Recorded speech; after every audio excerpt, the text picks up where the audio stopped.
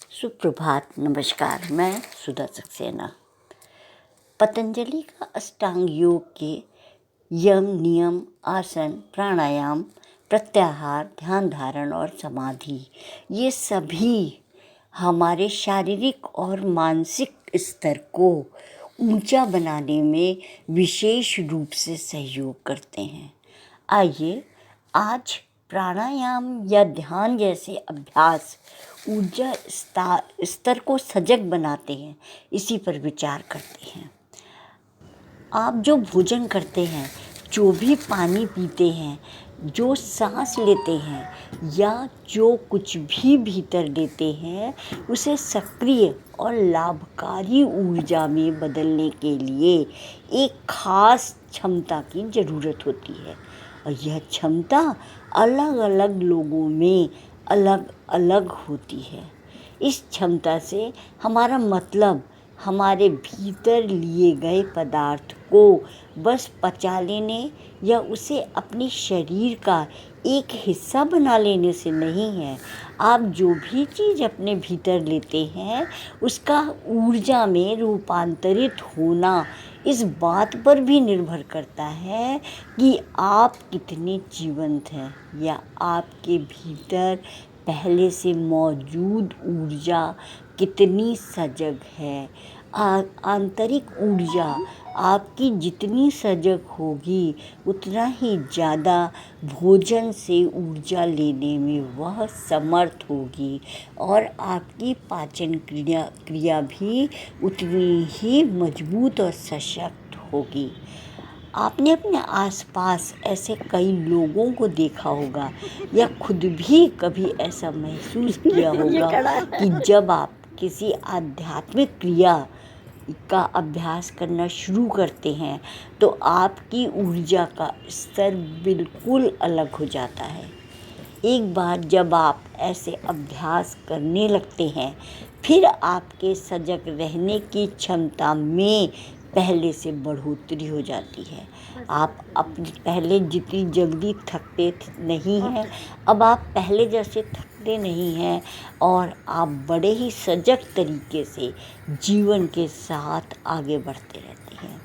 अगर आप किसी ऐसी क्रिया का रोज़ अभ्यास करते हैं तो आप देखेंगे कि अगर किसी दिन आप वह क्रिया ना करें तो एक अलग तरह का फ़र्क आपको महसूस होगा। देखा जाए तो क्रिया, प्राणायाम या ध्यान जैसे अध्यायों का असली मकसद आपके ऊर्जा स्तर को ज़्यादा सजग बनाना ही है।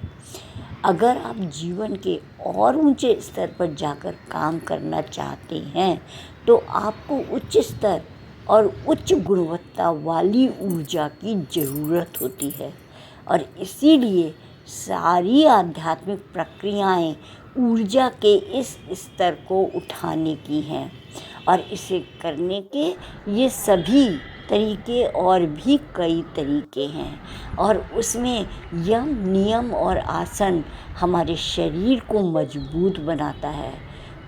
प्राणायाम जो है वह श्वास की प्रक्रिया है जो कि हमारी आंतरिक श्वास की प्रक्रिया को मजबूत, सशक्त और सजग बनाता है। और जब हमारा शरीर और श्वास की प्रक्रिया सजग हो जाती है तो वह इंद्रियों को नियंत्रित करने में बहुत ही सक्षम होती है और तभी हम ध्यान का तात्पर्य है कि किसी अपने एक कार्य पर, अपनी रुचि पर अपने मस्तिष्क को कंसंट्रेट, एकाग्र कर पाते हैं और तभी हम अच्छे से कार्य को कर पाते हैं। और यही कारण है कि जो प्राणायाम, ध्यान इत्यादि है, यह हमारे शरीर को सजग, चेतन बनाता है।